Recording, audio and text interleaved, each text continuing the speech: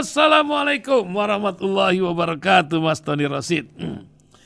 Waalaikumsalam warahmatullahi wabarakatuh, Pak Ihsan dan seluruh pendengar Rasil. Nah, alhamdulillah. Mas Tony, apa kabar di pagi hari ini? Sehat? Nggak kena itu ya? Nggak Alhamdulillah kena sehat asap apa ya? walafiat. Itu penting sekarang lah ya. Wah, saya banyak banyak teman ini yang kadang-kadang meninggal mendadak, serangan jantung lah, inilah, wallahualam zaman macam begini ya. Tapi Mas Tony, saya ingin minta komentar terhadap berita yang baru saja saya bacakan tadi tentang lembaga survei berfungsi sebagai buzzer ilmiah. Ini sebuah fenomena yang berulang-ulang ya, ada order, ada cuan, ada alkisah di balik ini, dan juga entah karena doa, entah karena apa, kok hang heng hong antara Jokowi dan Megawati makin ramai saja. Kalau saya bilang ini macam banteng menyeruduk kuda, ini kan Pak Prabowo kan lambangnya Pak Kuda ya.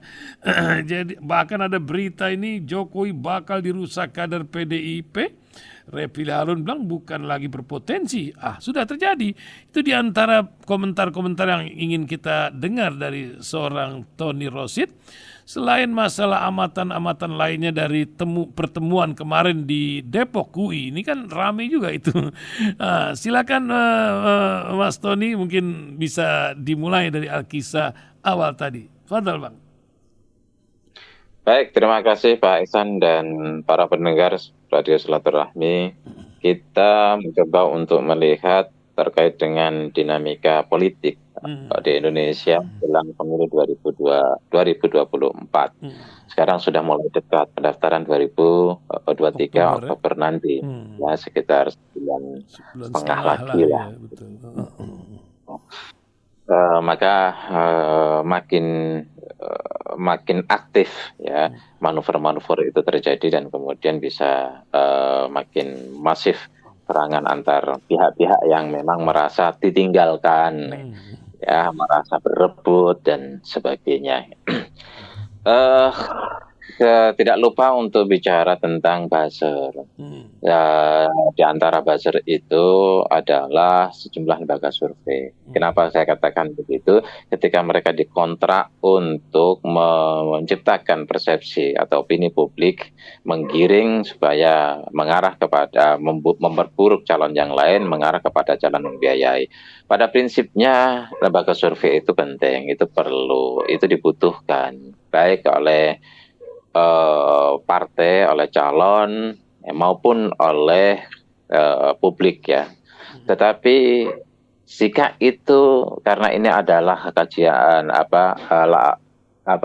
langkah ilmiah ya, maka mesti rambu-rambu keilmuan itu dijaga, etika keilmuan itu tetap dipelihara sebagai sebuah basic pertanggungjawaban sosial kita kepada masyarakat. Artinya silakan bahas soal dibiayai, nggak ada masalah, mau dibiayai oleh siapapun nggak ada masalah, kan? Yang terpenting jujur, kan? Lakukan survei sesuai dengan kaidah-kaidah ilmiah ya, yang memang sudah pakem, kan? Random samplingnya, metodologinya dan sebagainya. Jangan kemudian melakukan demi karena yang membayar si A, gimana caranya mengangkat nama si A di ranah publik dengan mensurvei tempat-tempat atau konstituen yang banyak pemilihnya dari si A itu. Ini kan sudah tidak jujur.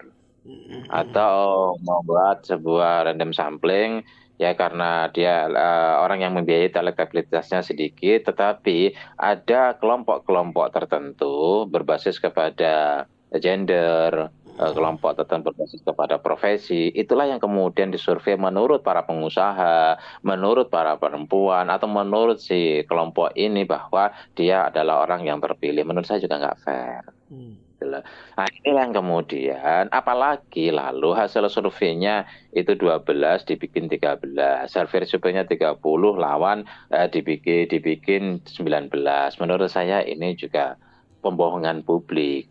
Dan saya pikir ada lembaga-lembaga survei yang melakukan hal ini demi untuk memenangkan calonnya, demi untuk memenangkan yang dibiayai atau mengangkat elektabilitas bahwa dia hebat. Dan seringkali juga para pihak yang mengikuti kontestasi itu kemudian meminta ya agar surveinya begini, surveinya begitu, dan kita kadang publik itu dicengangkan oleh pihak lembaga survei yang punya lembaga survei dengan pihak yang mengendorse lembaga survei, ya, membiayai lembaga survei, itu tarung di media. Kan pernah terjadi itu, ya. Ya, itu kan kadang-kadang terkait dengan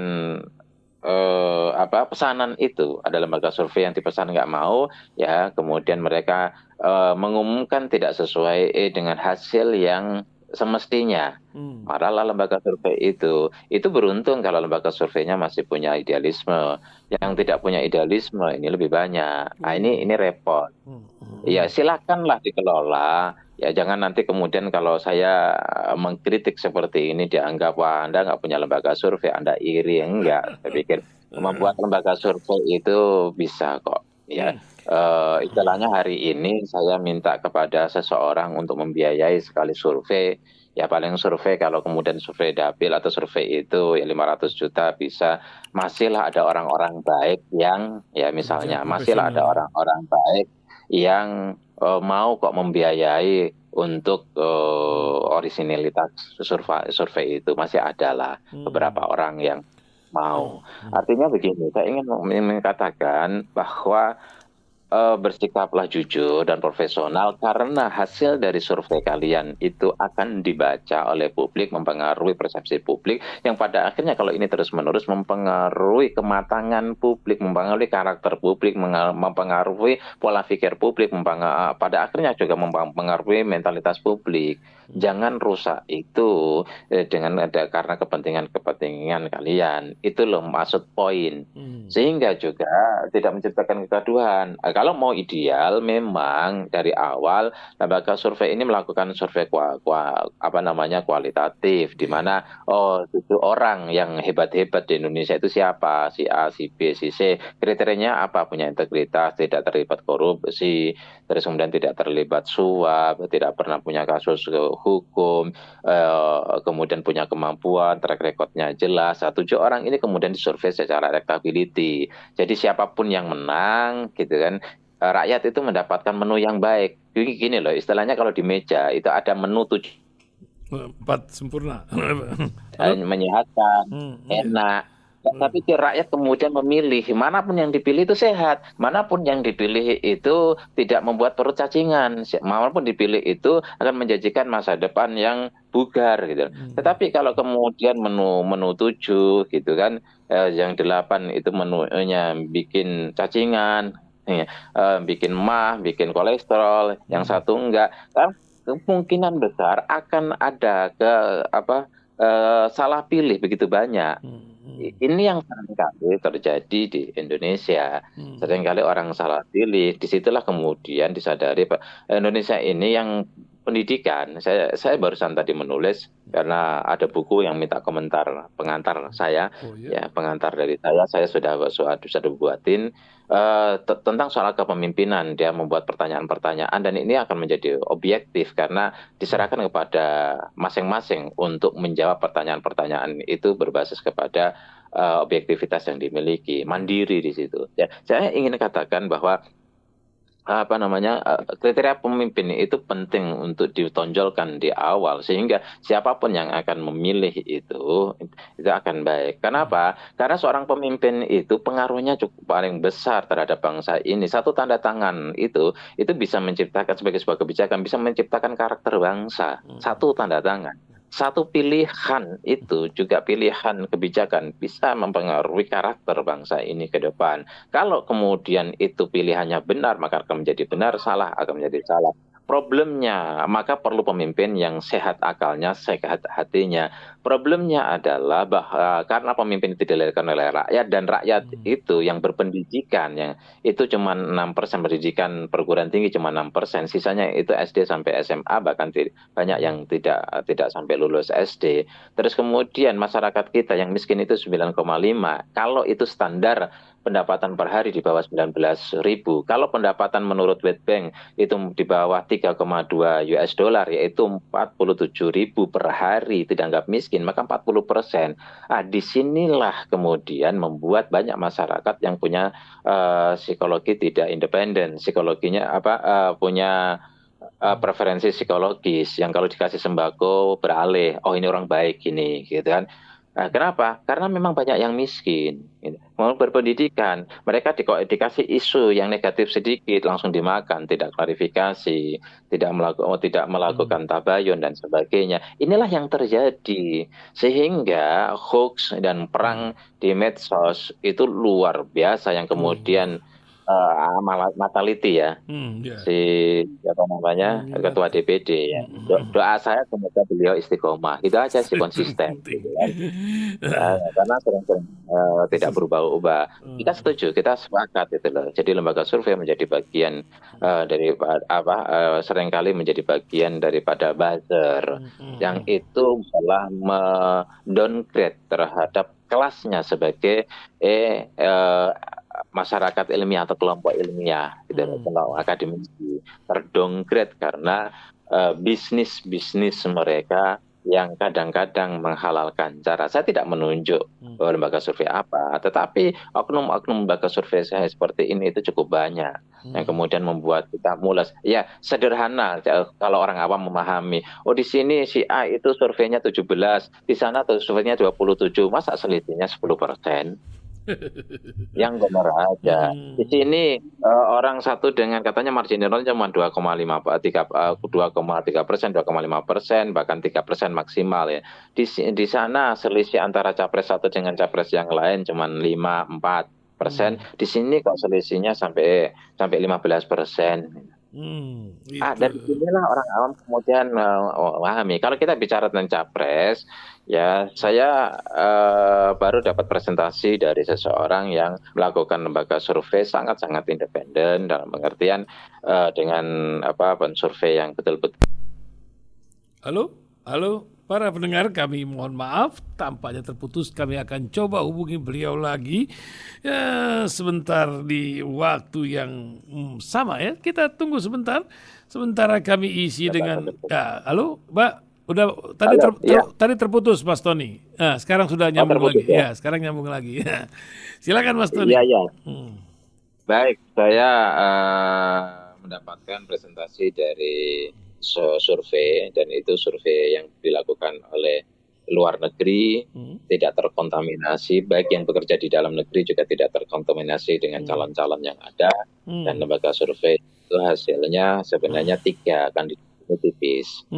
Gitu.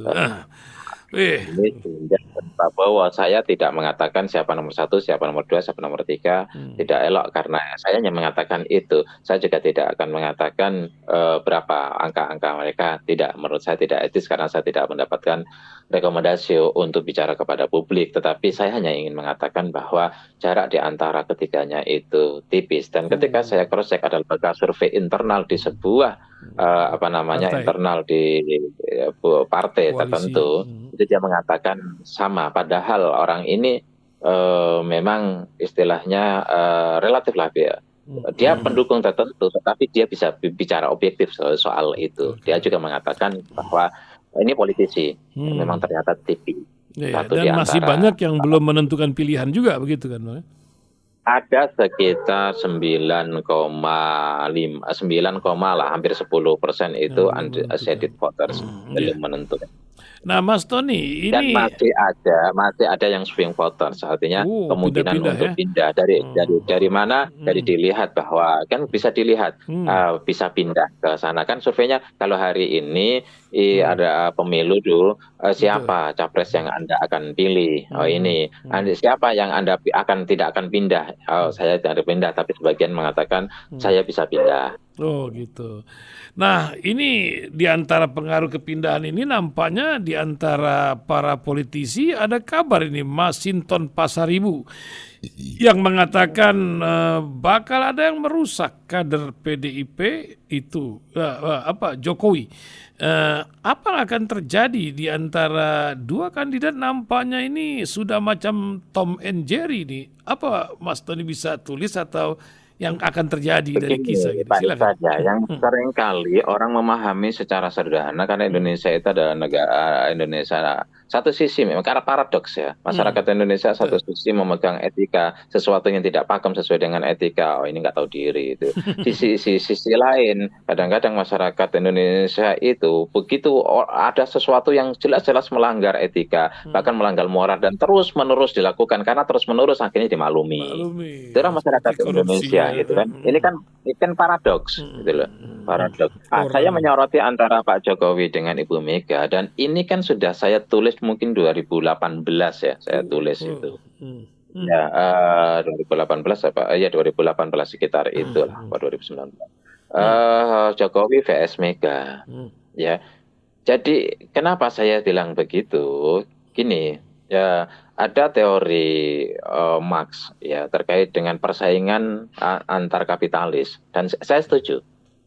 Ya kapitalis di dunia global dia akan bersaing dengan sendiri yang kemudian Cina itu komunis ketika mencoba menggunakan teorinya Marx dengan apa namanya dengan menunggu kejatuhan ya, menunggu kejatuhan dari kapitalisme kemudian berganti komunis nggak ditunggu nggak ada.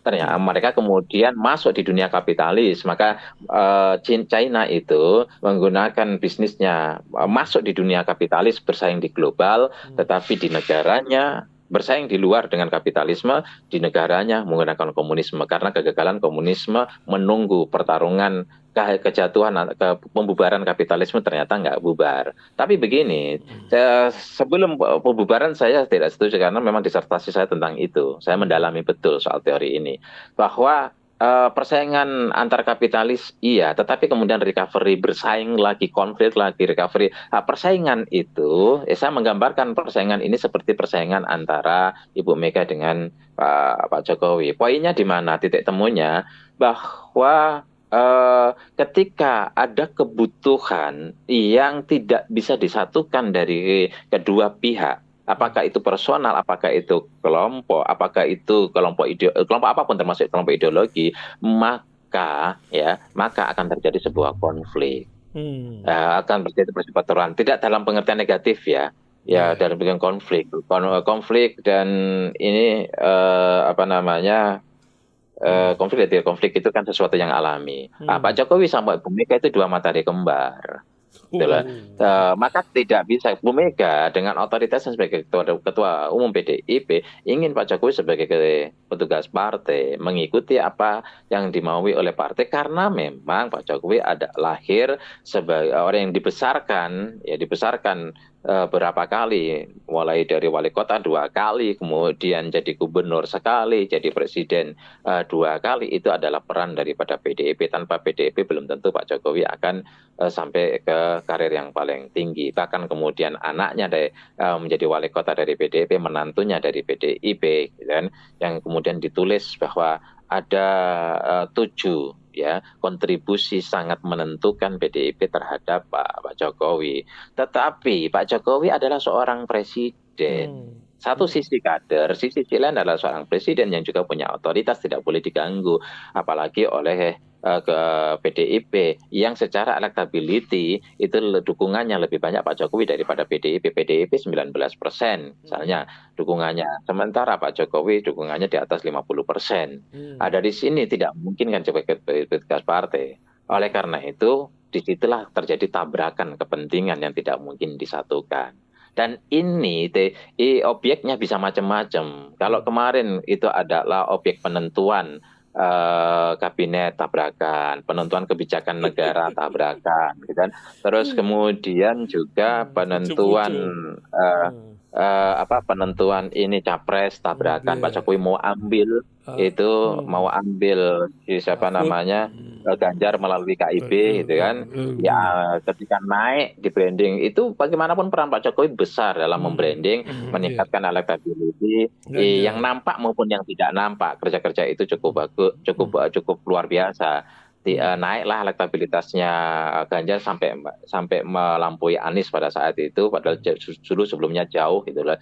Sementara kalau kita hitung ya kelebihan Ganjar atas Anies dalam konteks prestasi, dalam konteks track record itu tidak ada, tapi kok elektabilitas naik berarti ada tangan-tangan yang memang canggih untuk menaikkan elektabilitas itu. Itu saja, ini objektif ya, seperti itu. Terus kemudian ketika tahu seperti itu nggak bisa dibendung, ambil sama Ibu Mega dengan 5 fakta integritas. Pak Jokowi nggak punya ruang, KIB nggak bisa ngambil.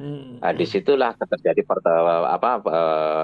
ini konflik Percekcokan. lagi, percekcokan lagi, bukan percekcokan, konflik kepentingan. Konflik Disitulah kepentingan. kemudian Pak Jokowi ke Prabowo, Prabowo. juga harus all out. Maka kemudian Jakmania dan sebagainya, orang-orang yang menjadi pengikut Pak Jokowi, baik itu di luar PDIP, termasuk orang-orang yang ada di PDIP yang pada akhirnya hijrah, misalnya akhirnya bertransformasi, pindah, yang termasuk diantaranya adalah Effendi Simbolon, yang saat ini langsung tidak tidak dicalonkan menjadi anggota DPR lagi. Kemudian Budiman Sujatmiko langsung dipecat. Dan saya pikir di daerah ini kan tokoh yang kelihatan. Di daerah ada Budiman yang lain. Di daerah juga ada Effendi Simbolon yang lain. Yang ini kemudian membuat kegelisahan yang dalam dari Ibu Mega. Tapi Ibu Mega tidak mungkin menyerahkan lehernya yang memungkinkan untuk diambil PDIP oleh Pak Jokowi. Karena bagaimanapun Pak Jokowi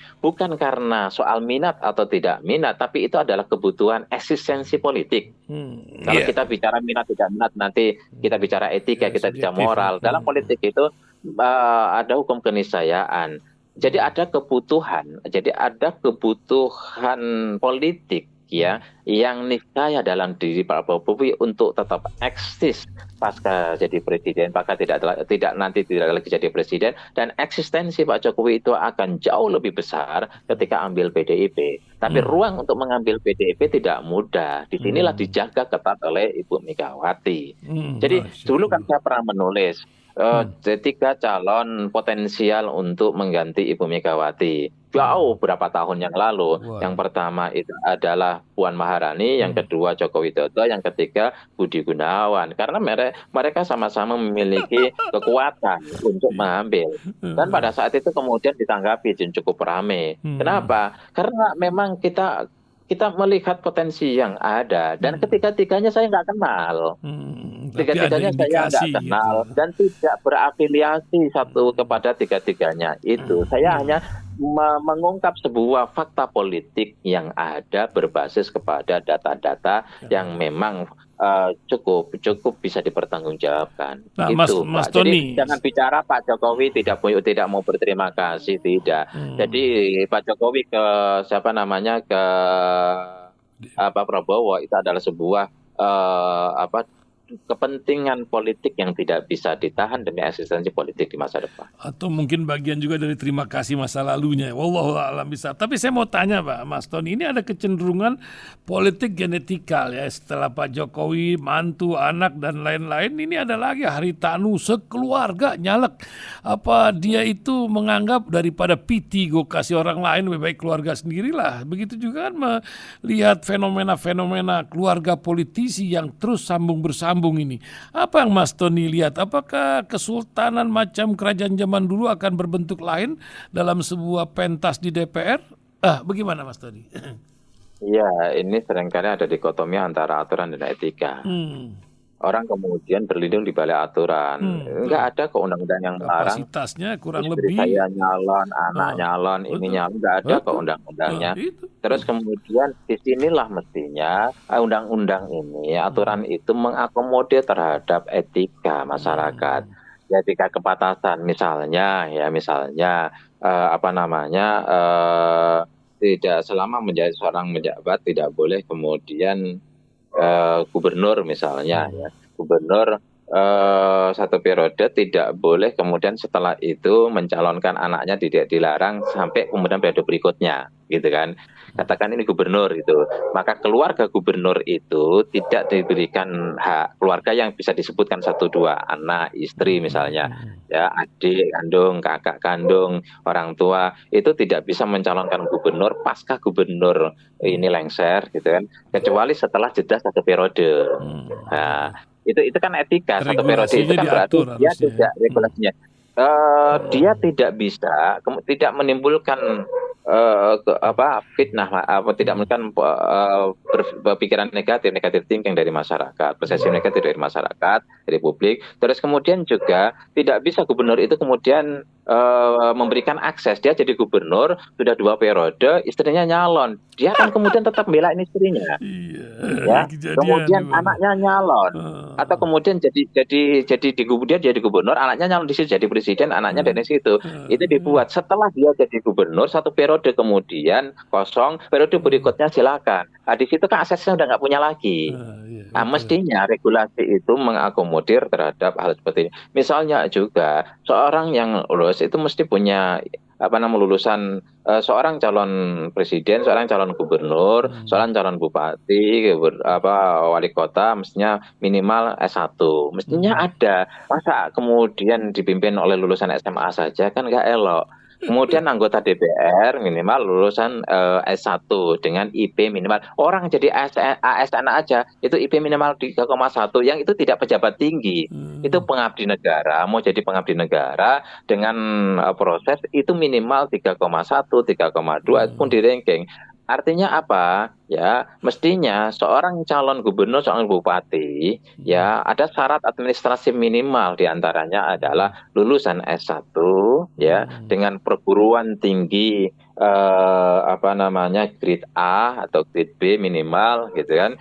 Terus kemudian dia IP-nya 3,0 misalnya.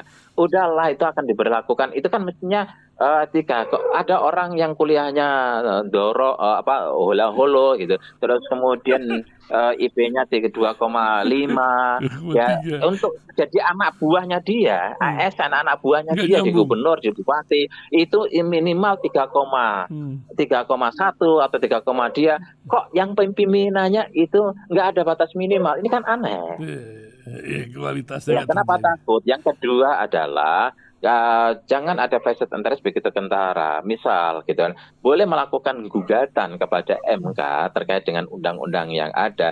Tetapi itu yang melakukan gugatan itu adalah orang yang tidak terkontaminasi oleh kepentingan diri dan kelompoknya. Tidak melakukan gugatan, satu. Yang kedua, itu tidak berlaku. Kalau itu memang ini tidak darurat, maka tidak berlaku pada periode itu. Tapi berlaku pada periode berikutnya. Misalnya KPK kemarin Pak Gufron melakukan gugatan. Mestinya 4 tahun jadi 5 tahun. Berlaku 5 tahun is okay, tapi tidak berlaku pada saat dia yang menggugat itu dia menjabat. Ini kan unik. Nanti setelah 5 tahun mau selesai, kekuasaan itu masih dekat dengan dia atau dia bisa punya argumentasi yang lebih kuat, dibikin 10 tahun. Kan repot, Ya, gitu apalagi ya. kalau buat presiden nanti kan lucu jadi kan itu. Iya, begitu juga presiden itu kemarin 3 periode. Boleh, presiden boleh 3 periode, tapi tidak Nanti. berlaku pada periode sekarang. Artinya Pak Jokowi selesai, gitu kan. Kalau memang argumentasinya kuat, Pak Jokowi selesai, presiden yang akan datang itu bisa berlaku 3 periode. Misalnya seperti itu, atau 4 periode, Misalnya, terserahlah. Yang penting ya atau argumentasinya seumur kuat. hidup Tapi lah. tidak berlaku saat ini. Oke, Tidak oke, berlaku oke. saat ini. Masya Allah. Gitu. Waktu pula Mas Tony yang membatasi hari kita. 30 menit tak terasa sudah pagi hari ini. Loh, Nah, bukannya baru 5 menit ya? wow, 33 menit. Oh, Apa yang akan ditulis Mas Tony berikut ini yang ditunggu selalu orang lain nih? Ini memang banyak ini yang apa yang menunggu tulisan Mas Tony. Apa Mas Tony yang sedang dibuat selanjutnya tulisannya?